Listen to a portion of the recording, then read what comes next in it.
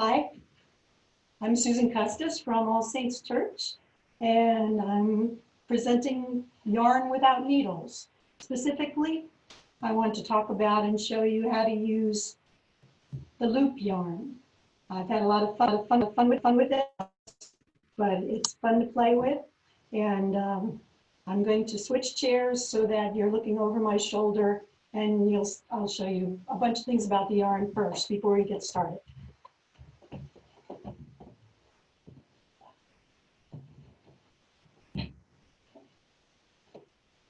The loop yarn is a chenille feel. It's very soft, it's thick, and what makes it unique is that there is a string that ties each of these loops. And the whole idea then is just coming into these loops to create whatever it is you want to create. The yarn, it's a jumbo, a 7 weight for anybody who uses yarn. It's washable, it's dryable, although I'd recommend cold water and a gentle wash. There are different brands. Joanne makes their own brand called a Loopity Loop. Bernat makes something called Blankety Z. Lion brand makes something called Off the Hook.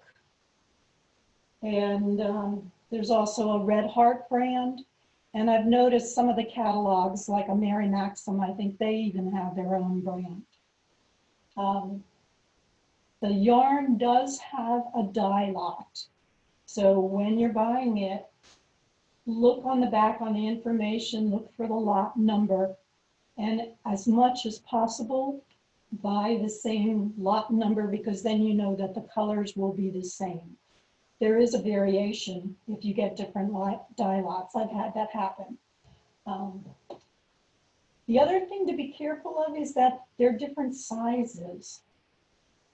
The Lion brand one is 100 ounces. It comes out to somewhere around 9 yards. So it's much smaller than the Joann's and the Bernat. You can see the difference. These are 180 grams and come about 18 yards. So if you've got a project, be careful just to make sure that you get enough yarn. The other thing that I find funny is that they'll have a variegated and a solid, but there's a difference in the color of the pink. I don't know if you can see this, but these are both the Joanne brand, and yet this pink in the variegated doesn't match the pink of the solid. But I've done a project with that where, you just kind of go with it. The other thing that happens that you'll run into, and it's kind of disturbing when you first hit it, sometimes the loops are not formed correctly. It's like when they sew, it'll close it like this. Or I've had it happen where it's just been flat. And you get around that, and I'll show you when we're doing some of the stitches, just how you get around that. But just something to know that it does happen. So that's primarily what the yarn is like. Any questions about that? Nope, okay. I find I like to work flat, but I've primarily made blankets. If you're making something smaller, like a scarf or even a basket or something like that, then you can work with it in your lap. It's easier when it's flat to see where the loops are. So first thing you do, unlike others where you pull the yarn out, this doesn't pull well. So basically you take the wrapper off and you lay your yarn out.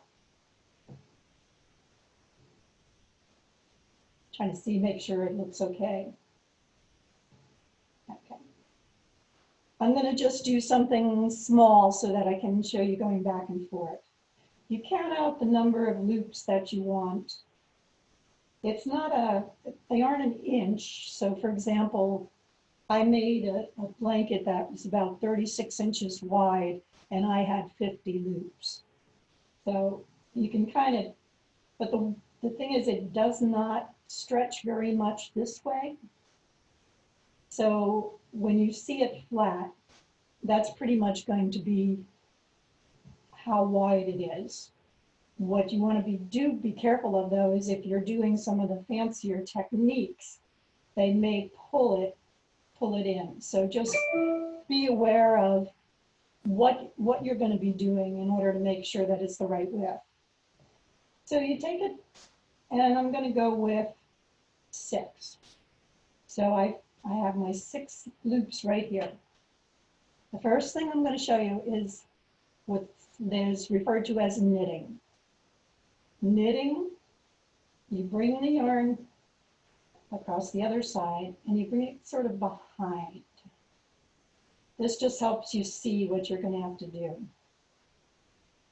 So you take the 6th loop, the last loop that you want the width. Bring this next loop, the 7th loop, from back to front, and you've created your first stitch.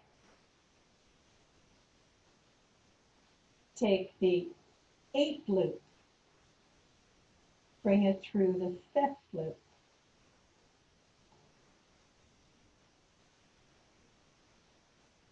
The 9th through the 4th, and continue just bringing it through, and it's like you're buttoning a button kind of action.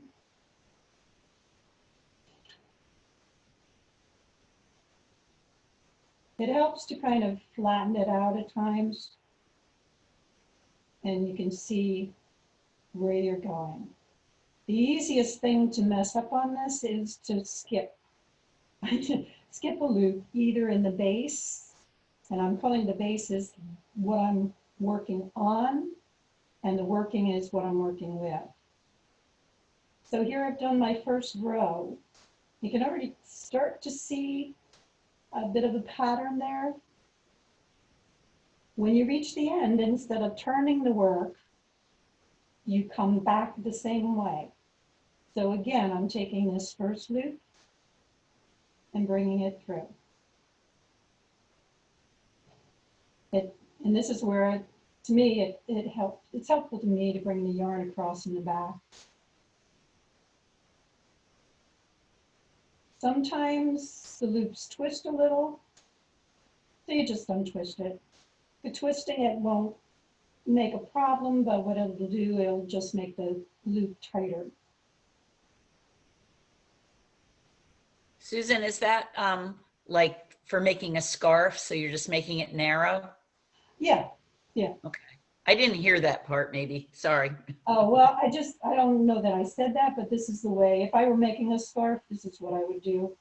Although I might make it a little bit wider. I personally like a wider scarf, so you can see that it's, I don't know how, what is that, 5 or 6 inches. Okay. Be a belt. Yeah, yeah. This is great for making cowls. And I'll show you later how to, you just do it in the round, but because it's so thick and warm, it's wonderful as a cowl. Okay, now here you can see my pattern of the stockinette is already forming.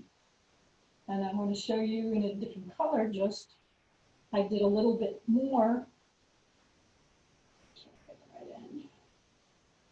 So here you can see this would be what a stockinette would look like.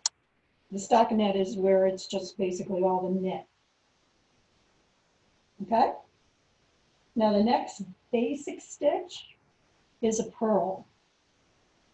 And the difference with that is that the working loop now comes in from the front to the back. So instead of putting my yarn back here, I'm going to put my working yarn here.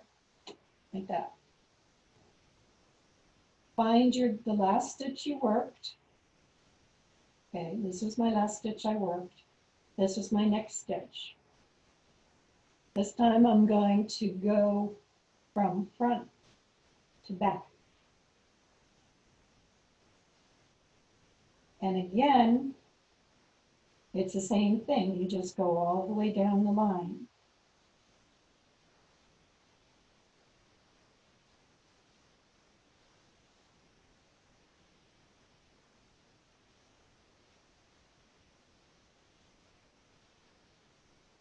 Again, just be very careful that you don't miss the loop. It's very easy to do.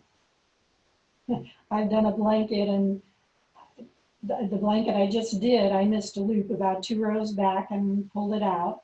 But I've also found a loop, 10 or 12 rows back, and I just say, too bad. Perfection is overrated. Now you can see already there's quite a difference in terms of how it shows up. So this, where you get the bump, that's the purl.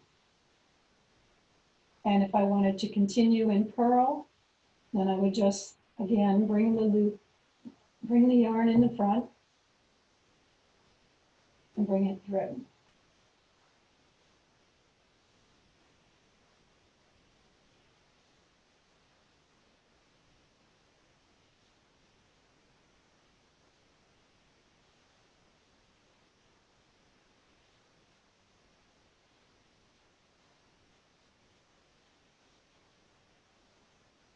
It works up very quickly because it's so thick.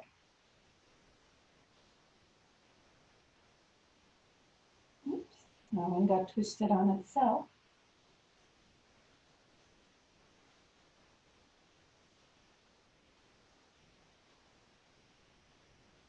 Okay.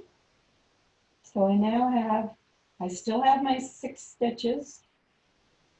And as I mentioned earlier, I count frequently just to make sure that I haven't missed something. And you've got the 2 purl rows.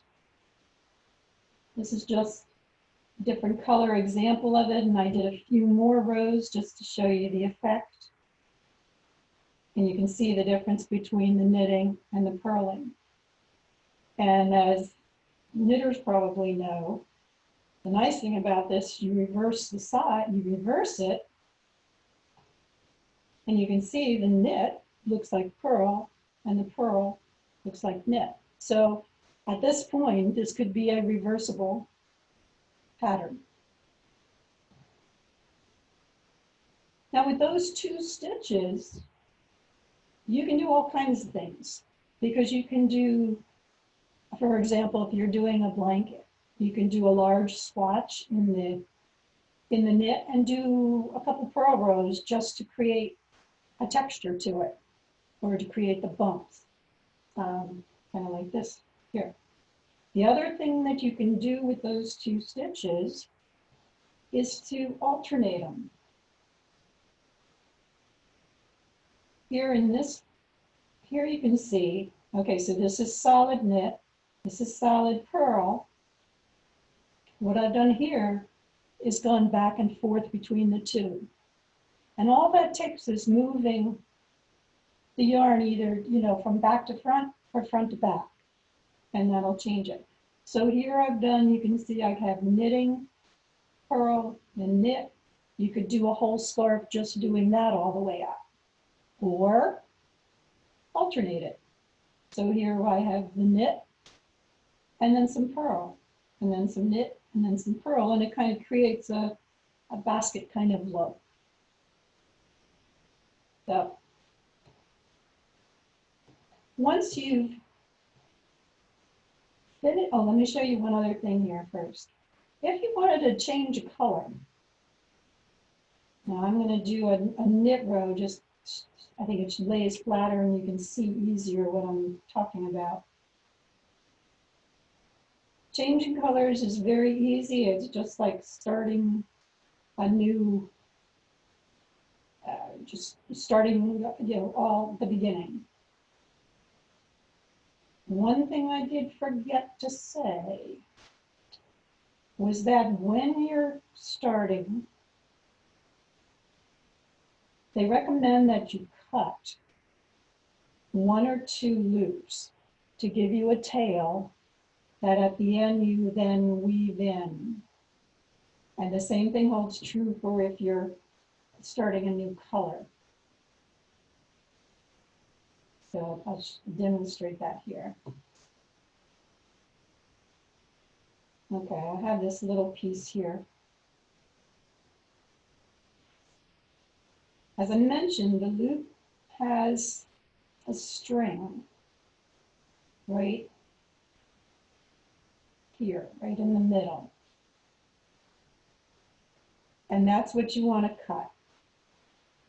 Just make sure you don't cut the loop. And it gives you the tail.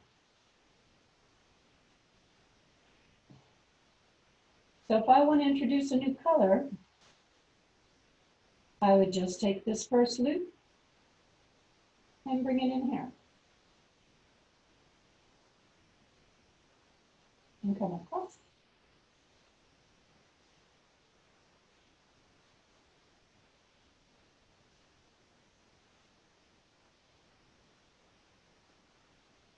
It's very easy to bring a new color in. And it gives it some interest. And again, this could be scarves, this could be cowls, it could be blankets.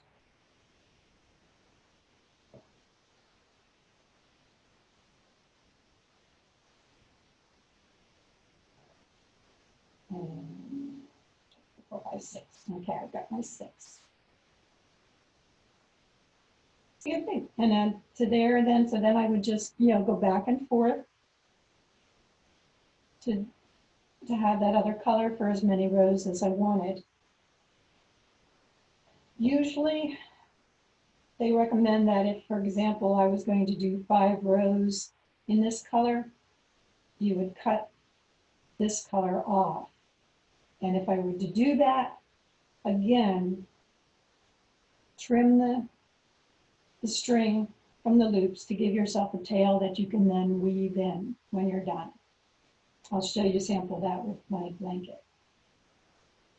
And the only other thing I wanted to show you right away as a basic is how you bind off. So this is when your work is done. So say this is my last row here. My tail is on this side.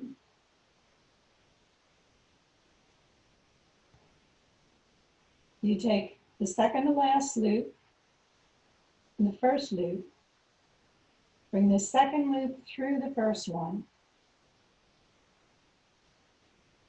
bring the third through this one, bring this one through, and through, and through. And that's why the tail is on this end and the tail comes through the final stitch. And my work is now bound off.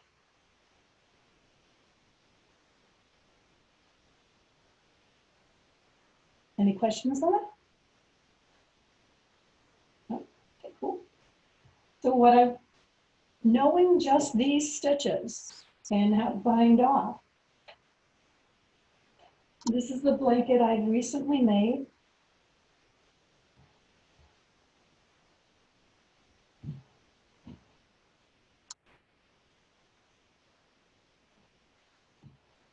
And what I used on here, it's hard to tell with the black, but I did a purl and then a knit, and purl and knit, purl, knit, purl.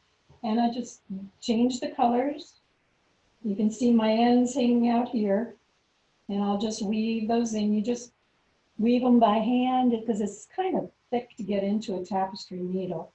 So you just weave it in and out of these things till it kind of starts to disappear, and you can cut the very end of it off if you need to. But it's fun and moves fast. And you can see this one was 50 stitches wide. and it's about 3 feet. So but all I used was knit purl and the bind off and changing color. So you can do all sorts of things. Any questions? Susan? Yeah, So how many skeins of the loopy yarn did you use for that blanket? for this blanket, I used almost 2 skeins of the Bernat for the black. This part here, the thicker part, took probably 2/3 of a skein. And then for this part, I was using the Lion brand, and I think because these are smaller, I think I used 3, almost 3. Oh, okay.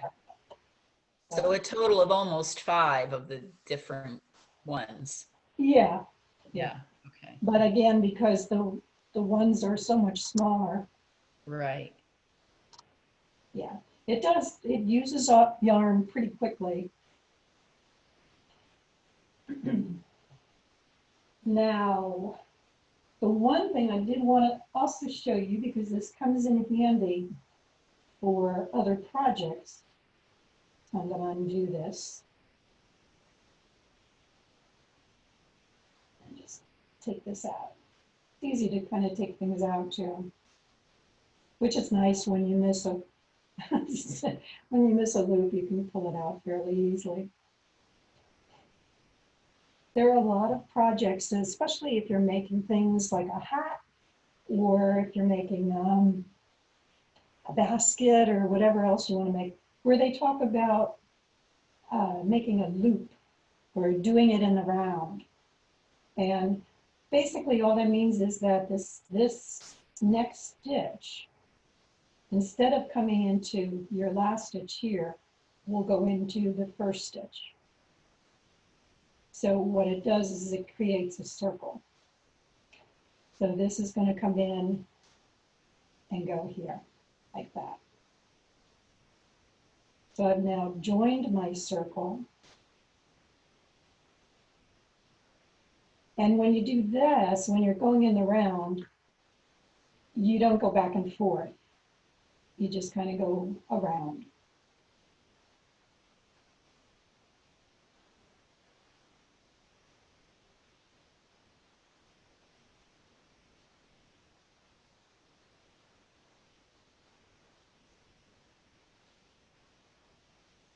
Susan, did you learn to do this from a book or online, or how did you learn it?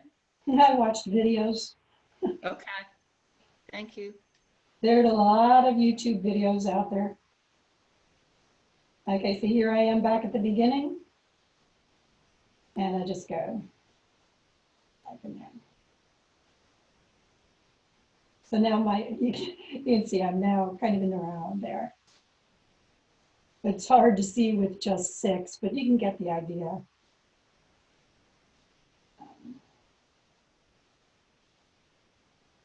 All right. The other 2 things that I'm going to show you that are helpful if you're making something other than a blanket, although you could use them in a blanket, is an increase and a decrease. And here again, very simple. When you increase, and I'm not going to increase in the first one here, in the second one, if I want to increase, so I have six stitches, I now want to increase to 8 stitches. So I'm going to take 2 loops, and I'm going to bring them through this second loop.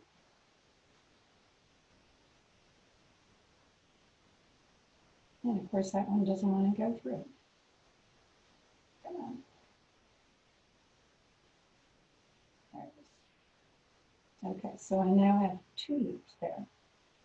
And then I'll do a stitch.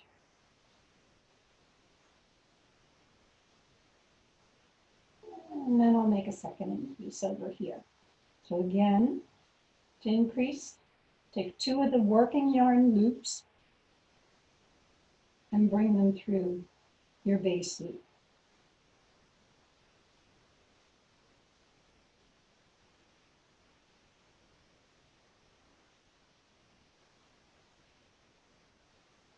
So now if I count, I have 8. 2, 3, 4, 5, 6, 7, 8. And I would, again, go back and forth with whatever stitches you want to do. That's how you increase. Now to decrease, it's just kind of the opposite. You come in, okay, I'm not going to decrease this one, but I want to decrease on this stitch. So in this case, what I do is I take 2 of the base yarn loops, hold them together, and bring the working loop through.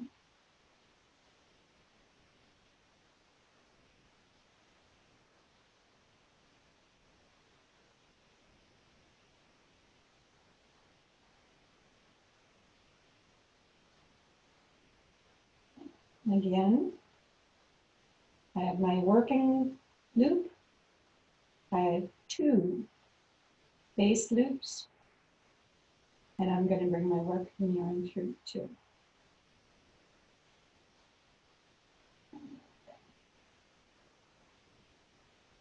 So now I'm back to 6 loops. And that's how you increase and decrease.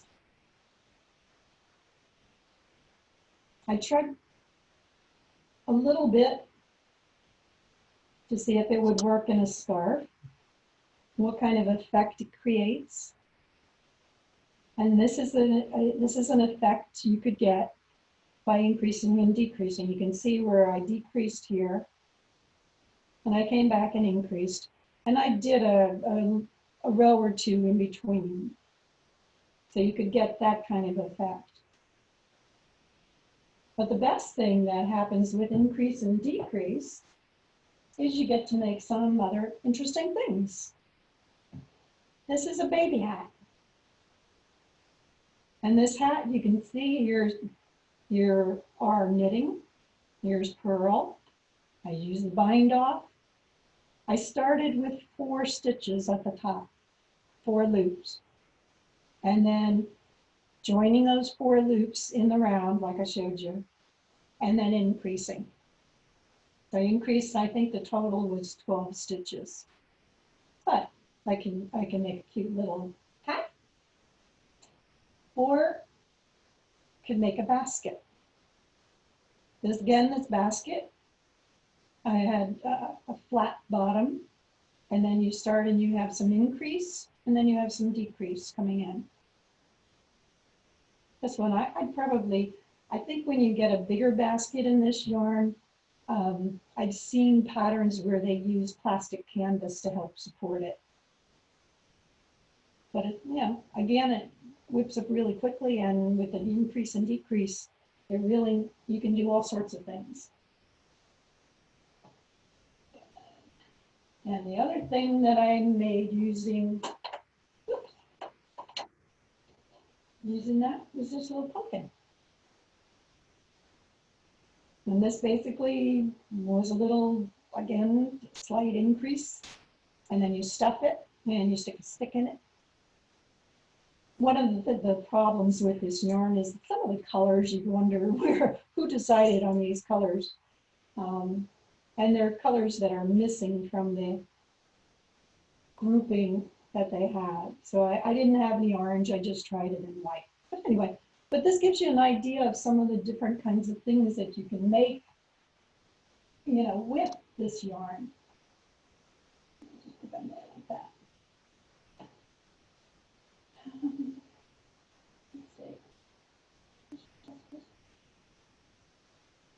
All right, are there any questions at this point?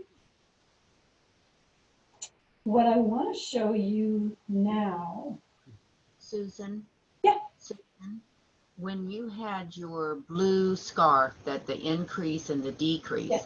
what was the stitches you used to get the lap over, like right beyond the deep where it looks like the yarn is And that's what I'm crisscrossing? about to get to. Oh, good. That's a different stitch. This is kind of my sampler scarf. I do want to show you two other stitches, and there are lots of different things out there that you can do, but two that I've tried. One is called a crisscross, and the other one is a cable. And again, you can make it with this yarn, which is, I think, is so cool. The crisscross creates this pattern.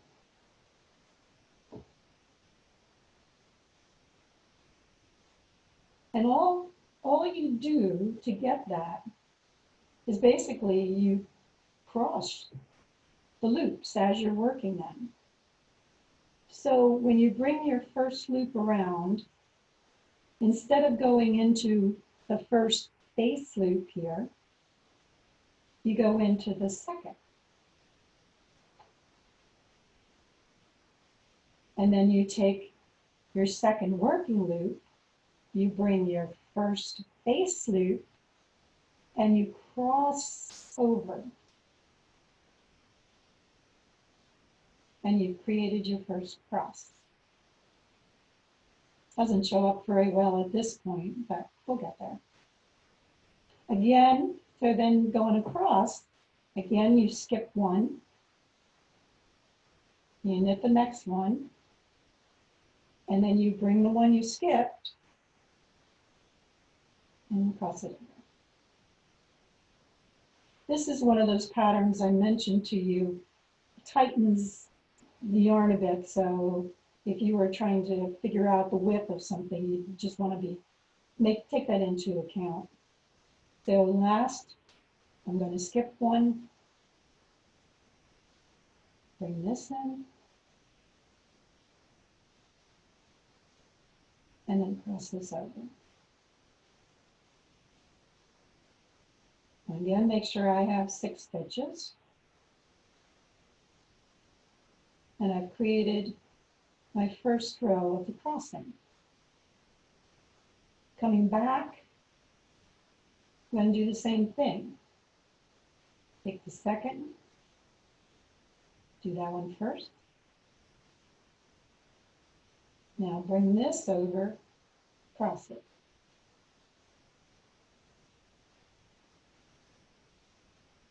Anyway, this is great for a baby blanket.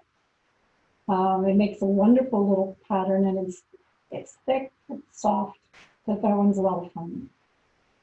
The other one is to make a cable. And again, to show you what a cable would look like. What I tried here, this cable was made every other row, and I wanted to see what it looked like if it were elongated. So I did 2 extra rows before I cabled again. So it would depend on what effect you wanted. Again, this would work well on a blanket. It would work on, well, it would work on anything. It just depends where you would want your cable. The only difference really between the cable and the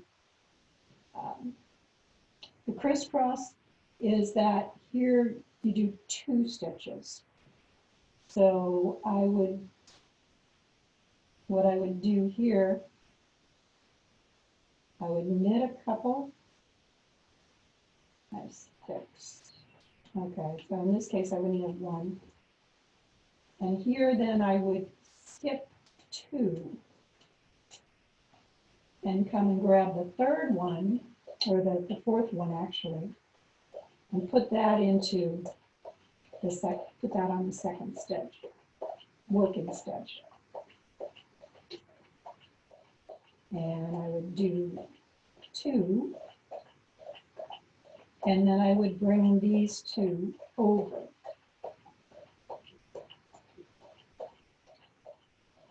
This would come over, and this would come over.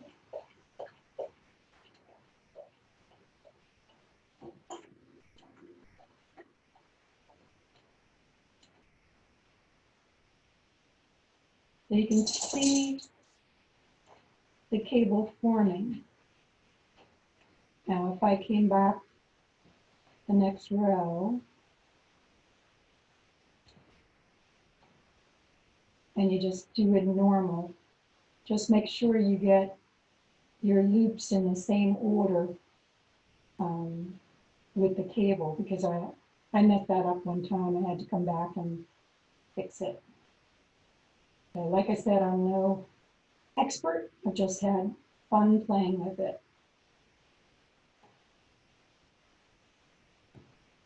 And there's your cable. And here too, you can do variants in terms of how you want your cable to lie. I crossed over with the cable in front, with the first two in front. If you put the two in back, then your cable would go in this direction.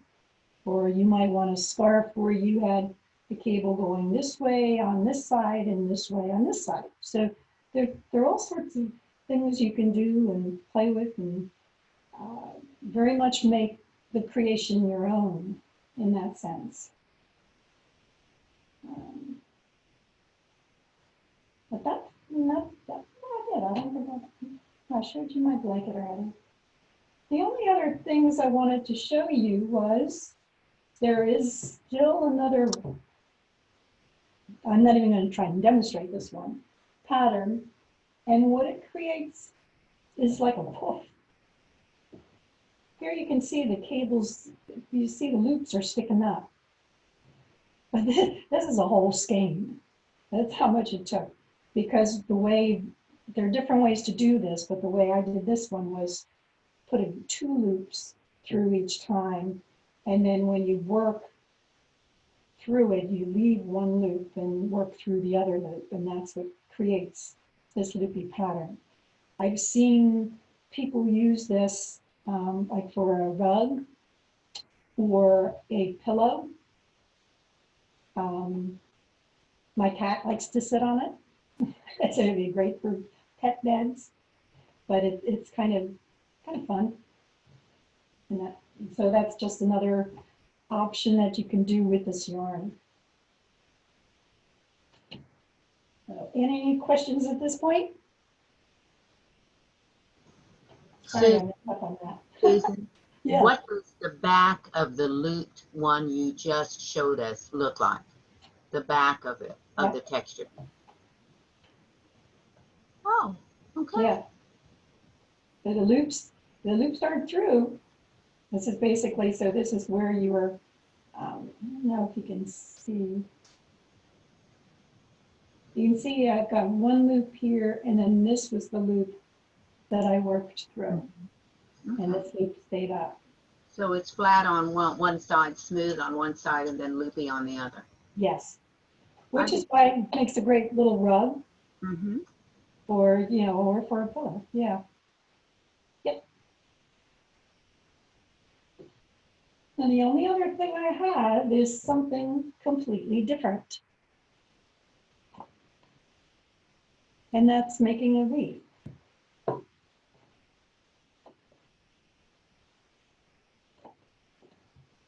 Let me use this.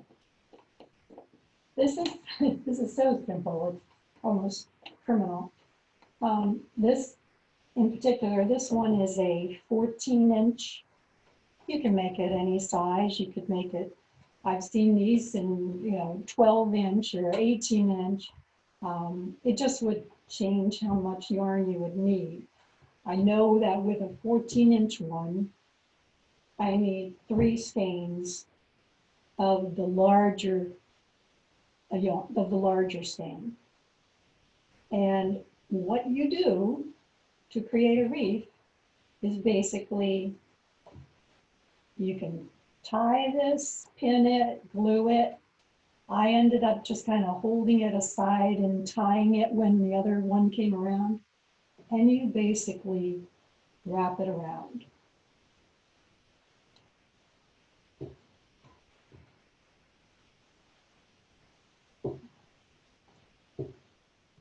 You can do this however, you know, as you want to. But you can see how it's starting already to form a cushiony wreath.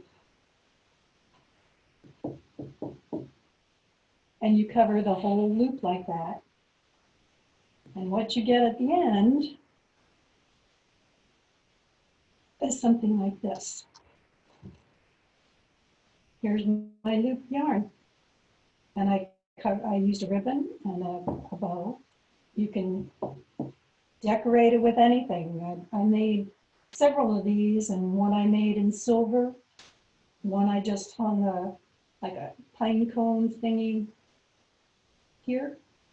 But it's soft, it's fluffy, it's full. It was fun to make. And they have, they don't have a pretty green yarn, at least not yet. So I use the white, but I've also seen people make them like for Easter. And they either use a white pink like this, or they use a variegated one. I don't think I have a sample. But the variegated would be this, but it's variegated with like blue and a lighter pink and a white or something like that. And that would be that's real cute for Easter and decorated with eggs. And kids would love to do this. I think this would be a lot of fun. But, so, and that's just something completely different you can do with this yarn. So that's it. That's all I have to say. I have fun playing with it. I hope this might inspire you to have some fun with it too. Any questions? Wonderful, Susan. It was just great. Yeah, thank you. Yarn. Oh, you're welcome. You're welcome. I hope it inspires you to be creative and have some, have fun with it. Wonderful. I'm inspired. Oh, good. I'm inspired. I'm going to do it. Oh, Susan, Yes. do you normally do the size in the blanket? The one you showed us, the 50 by 3 foot. Is that your normal blanket size? That's the one I usually do, yeah. Okay. I like the little bit bigger. It's not considered really a baby blanket. It's bigger than a baby blanket. Right.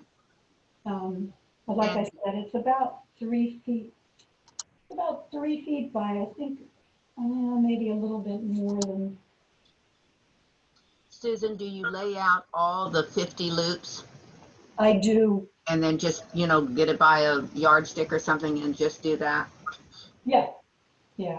I actually have put it on my coffee table Mm-hmm. and just measure to see, if that's how many I want to use or not. And I did have a pattern that recommended 50 loops, so I tried that first just to see if that was what I wanted, and it was.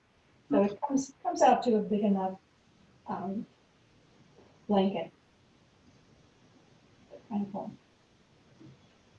Susan, Yeah. Martha, I got in late because of technical difficulties. Knitted and purling, you just reverse the way you put it through the loop. Correct. Yep. The knit comes in from back to front, Uh-huh. and the purl comes in from front to back. Thank you. And that's it. I love the wreath. That is beautiful. Oh, thank you. Thank you. Yeah, I was surprised that I had seen something like this done, and I tried it and I said, oh, that's really fairly easy. And you can, change it if you want to change it, or just decorate it however you want to. So it becomes very personal that way. It's But so it's easy to pretty. make. And like I said, you can, this is a 14-inch one, and that's this size. But you could do smaller, you could do bigger. Oh, I like using this loop. They also have, I know you've probably seen those other metal ones. And I guess you could use them. I don't know whether the yarn would sink. I don't think it would sink in, because that's not a solid, it has a inside with just the metal around on the outside. But, so I like these. You probably use whatever. You find it faster than knitting with needles or slower? Oh, it's faster, much Faster. faster. It goes very, very quickly. I mean, even when you do just one row, I mean, if you look here, this is 2 rows, and that's probably a good 2 inches. If I were knitting it, I would take me, it would take a while. Yeah. Yeah, no, it moves very quickly, which is fun. That's nice. The only thing I do find, sometimes it's like if you had to button 100 buttons, your fingers start to kind of cramp. So just wiggle your fingers and move them. It's why I like doing this. This to me is a break from knitting. Just a different hand action. So it's kind of fun to do. That's adorable, the baby hat. Yeah, yeah. But again, like I mentioned, it's not, because of the loops, it doesn't stretch horizontally, I guess I'm saying.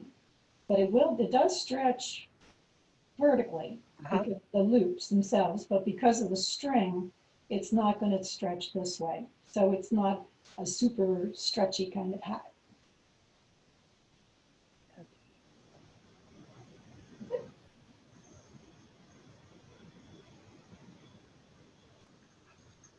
Susan, thank you very much. Was Thank Oh, one you're very Thank you. welcome. Yeah. Okay. Great. Thank you very much. Have fun with it. Yeah.